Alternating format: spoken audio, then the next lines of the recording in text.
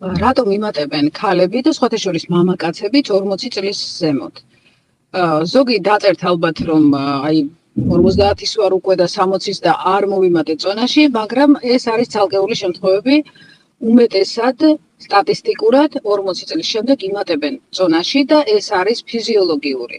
ნორმალურია მცირე დიდ მომატება წონაში, გააჩნია რამდენი პროცენტით მოიმატე სრული წონიდან გამომდინარე და გააჩნია რა წონის იყავი. შეიძლება მანამდეც ქონდა ჭარბი წონა და მერე კიდევ მოიმატე. და შეიძლება იყავი ნორმალური წონის და მერე დიდი შანსია 40 წლის შემდეგ მოიმატო. ეს ხდება იმიტომ რომ მაგალითად ქალებში ხდება საკვერცხეები ფუნქცია ითრგუნება, ეს ბუნებრივი ფიზიოლოგიური მოვლენაა. ნელ-ნელა უახლოვდება ქალი მენოპაუზას და აქედან გამომდინარე საკვერცხის ჰორმონები, მაგალითად ესტროგენი გამოიყოფა ნაკლები რაოდენობით. და ორგანიზმს აქვს ესეთი გაცვითი რეაქცია, რადგან ესტროგენების ნაკლებობას გრძნობს, იწყებს ცხიმოვანი ქსოვილის დაგროვებას, ცხიმის დაგროვებას, რომელიც გამოყოფს ასევე ესტროგენებს, რომ იმისათვის, რომ რაღაცნაირად დააბალანსოს ეს მდგომარეობა. და ამ დროს ხშირია ასევე სხვადასხვა სახის ჰორმონალური დარღვევები, იქნება ეს ფარისებრი ჯირკვლის ჰორმონი, რომელიც შეიძლება იყოს მომატებული, ან შეიძლება ინსულინრეზისტენტობა, როგორც წესი, მატულობს, ანუ მგრძნობელობა უჯრედის ინსულინის მიმართ, რაც იწვევს უფრო მეტ მოთხოვნილებას ტკბილზე, ნახშირწყლებზე და ყოველივე ეს ხელს უწყობს იმას, რომ მოიმატო წონაში.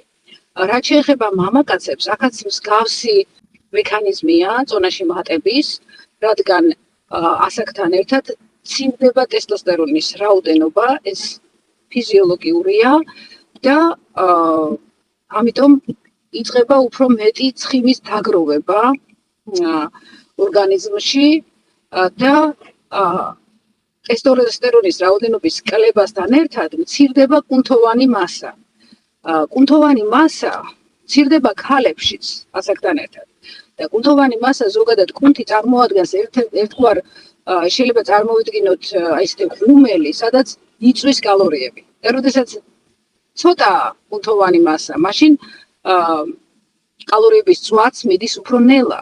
და ამიტომაც ამბობენ, რომ ნივთიერებათა ცვლა იცვლება და ირღვევა და იმატებს წონაში.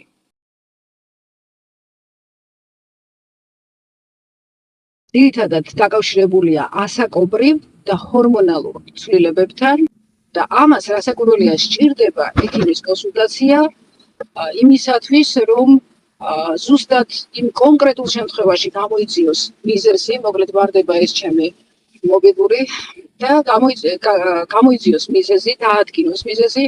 ექიმმა აქ შეიძლება მიზეზი არ იყოს ერთი, იყოს რამდენიმე, მათ შორის ჭამის ჩვევებთან დაკავშირებული კვების ჩვევები, როდესაც არ არის სწორი და აქედან გამომდინარე მისცეს სათანადო რეკომენდაციები პაციენტს.